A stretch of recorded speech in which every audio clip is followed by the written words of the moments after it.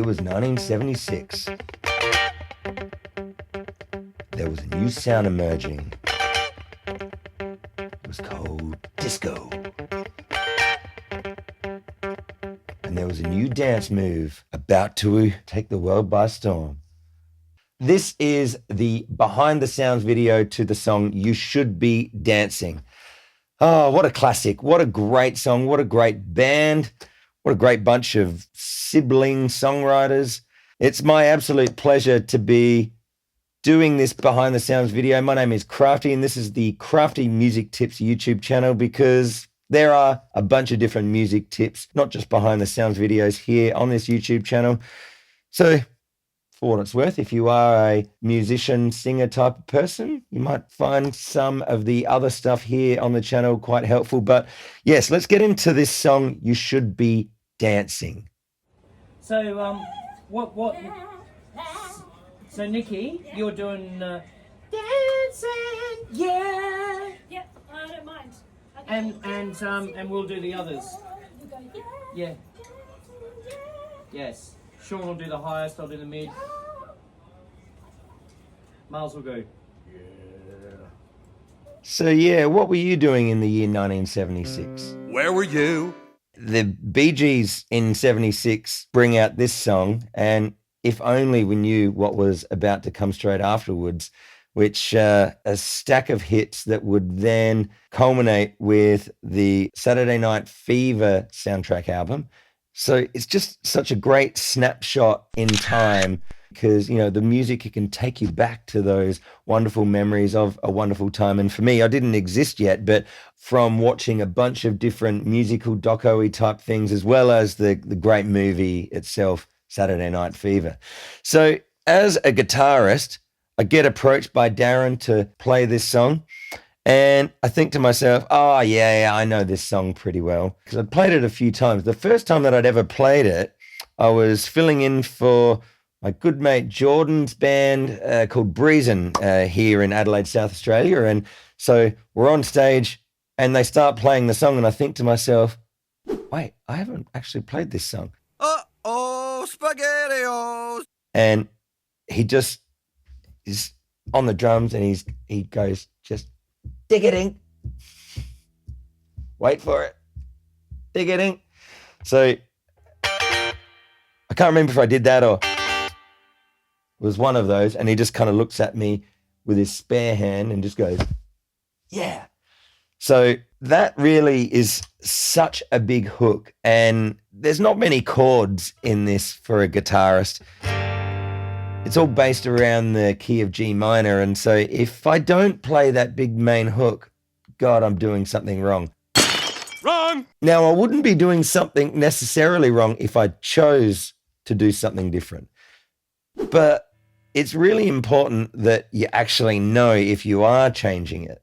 So yeah, so I made sure that I had a good listen to the original. And then I got to the bit with a solo and I thought, oh, yeah, right. I kind of knew that there was a solo there, but kind of didn't. So I brushed up on what all of those bits were. Whatever it is. And then I get to the studio and we're just running through. And when I get to that part of the song, I'm thinking, why does it sound like that there's two of me? And then I realized that old mate Shaun Holton, he's playing the solo as well. So was kind of like one of those situations of, oh, well, are you going to do it? And then he's just said to me, oh, well, no, you do it. And then I was like, oh, but you know how to do it. Well, why don't you do it? It was kind of like the nice guy war. And I think it might have been me that suggested, well, hang on. Well, why don't we both do it? We each take a turn. And so that's how that ended up.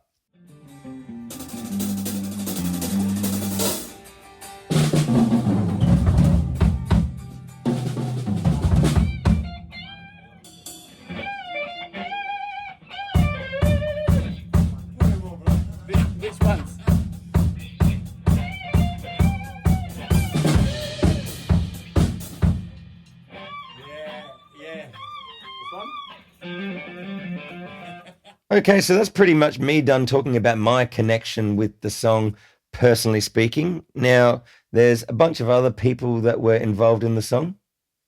Let's hear what they've got to say. How's it going? High five. Hey.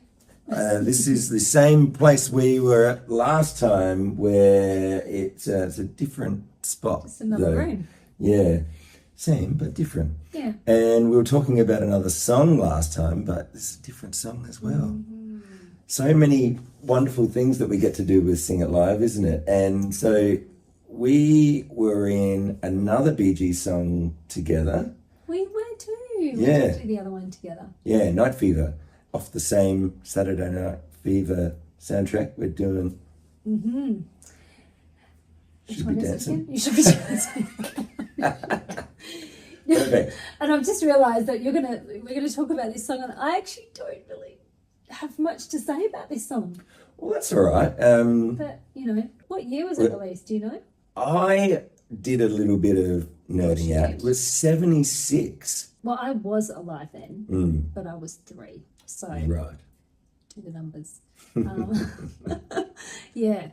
Well, do you remember being 3 and hearing it for the first time? Well, I remembered the album because my dad he definitely had the album. It was getting cranked in our household for sure. So I remember that. I remember the album was in our home. Yeah. That's probably not the standout track for me. It would have been Staying Alive. But, Yeah. In fact, somewhere I've got a recording of me singing that with my dad when I was 4. And I'm singing that song with him and he's playing guitar and Yeah, right. it's hilarious. Yeah. I do have a bit of a connection to it, I guess, but that song not so much. But yeah, anyway.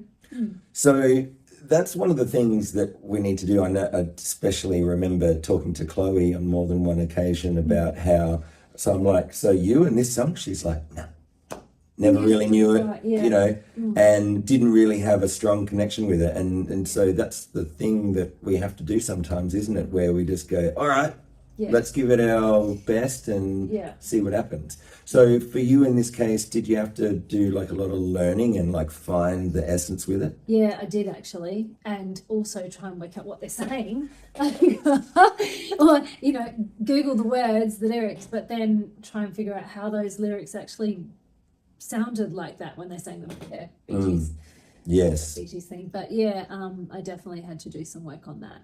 We talked about that in one of the other times. I think it was via Zoom. We were chatting about how, we do a little bit of the Wikipedia thing and then, okay, we got that out of the way. So what are the actual lyrics? And then you checked on Apple Music, which was different to, maybe Spotify or Google or whatever. And so was that the case for this one, or was it just that you thought it sounded like one thing? And I can't remember now. No, it was more what I was just saying there. Yeah. No, I meant like when you listen to the lyrics, like when you look at the lyrics and the way he sings, the way they sang them, just didn't quite sound like, oh, that's what they're saying there. I don't know. And then trying to make, sing the lyric but make it sound the way they sang it.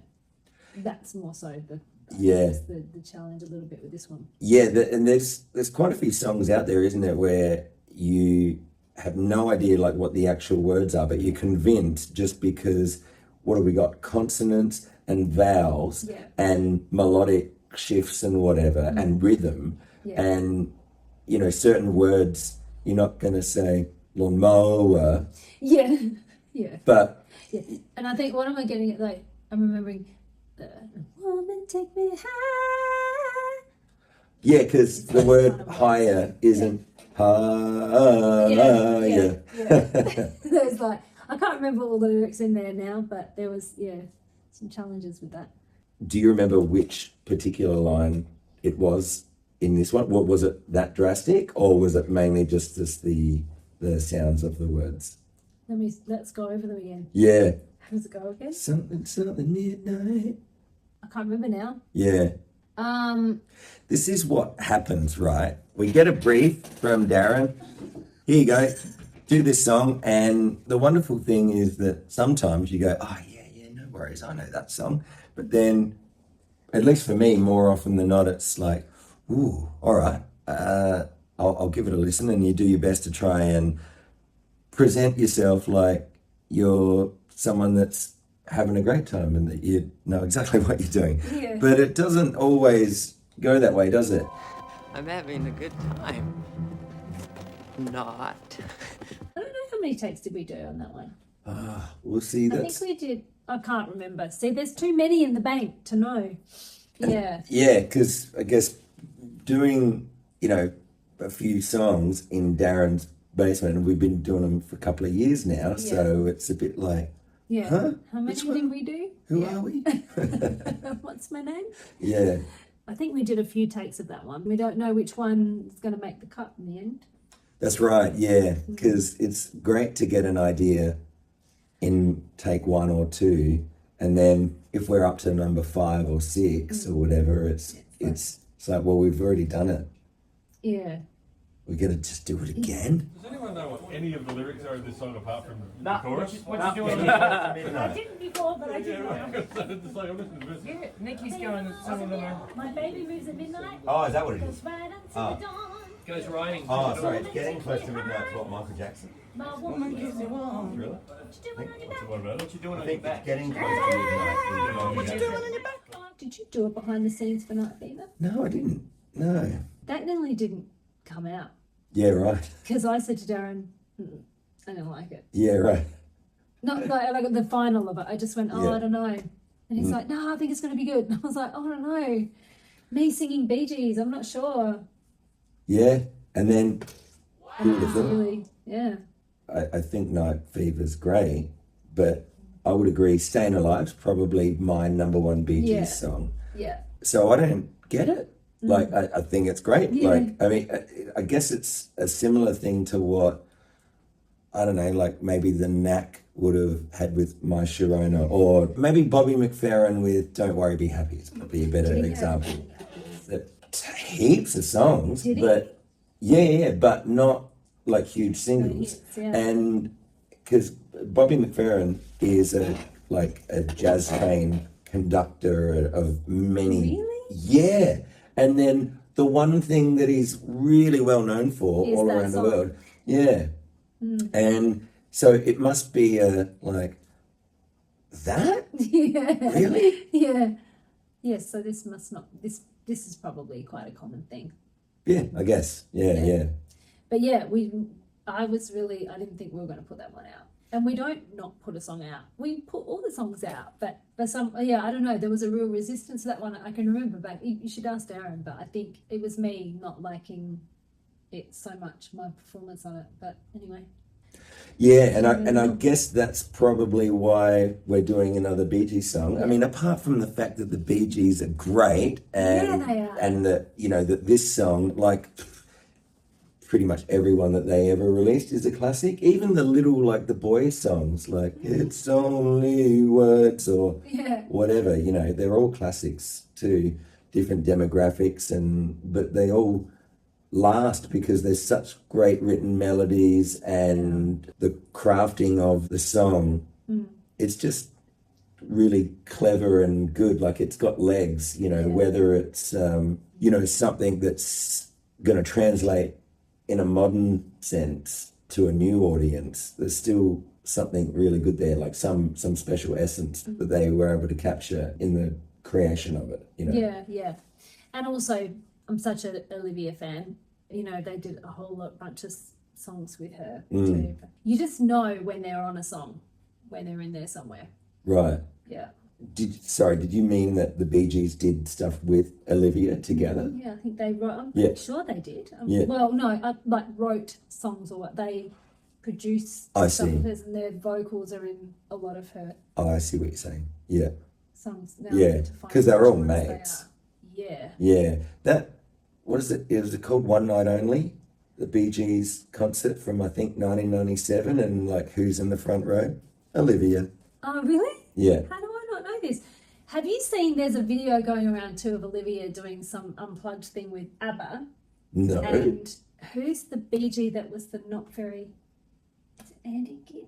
Andy Gibb was the brother that wasn't in the 3. Yeah, and he him. died Yeah. quite a bit too early from what I can remember, yeah. Yeah, there's this really cool unplugged video with them singing a bunch of songs, just mucking around in the circle with an audience, with a live studio audience. Right. But yeah, it was really funny because they're talking about his brother's like, music runs in your family, right? And he's like, yeah, it runs in my family. Just a bit. Yeah, and it was Yeah. right at the time that they would have been blowing up. Got it. Quite cool. Right. Yeah, no, I haven't seen that. Yeah. Yeah, it's interesting. It's a good one. The day of the recording of You Should Be Dancing, is there any particular thing that you do remember Off that from day, that? Michael Marino on congas, that was my highlight. Yeah. I love drums. Yeah. And percussion, and yeah, so wasn't that cool? That stood out for me, I think. I mean, it's awesome. Him and his dad in there in the same room as well. Yeah, I don't yeah. do that quite often, but that was Does beautiful. music run in their family? Oh, I wonder. Yeah, so that was cool, and having him up the front and just vibing with that definitely stood out for me. Because Darren had said, Shaun will probably do the singing about the girl bits. Right. And then I had to listen to it again and relearn it almost and go, hang on, what am I not singing? And then it didn't sort of flow, and then we just decided I'd just sing it. And he still came in with other bits, and not really knowing how that was going to play out, but it just all works out, doesn't it? It just all does. It's pretty effortless, isn't it? Yeah. Which is good. Yeah. Sweet. All right. Speaking of effortless, how easy was that? That was pretty easy.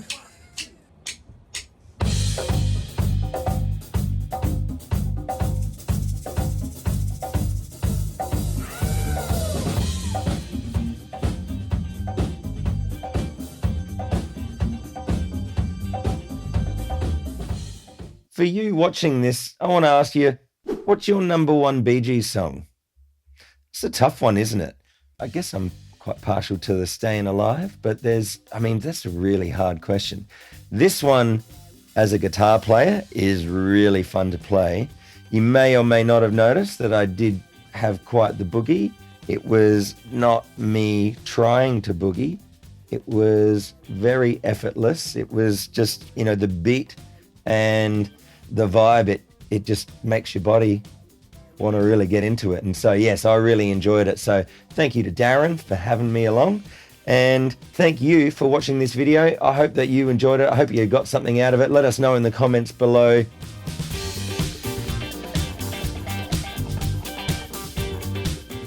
So for those of you that are really music inclined, I'll just leave you with this little thought that you don't have to do every single thing right now. Just do the next thing. I'll see you really soon. Take care.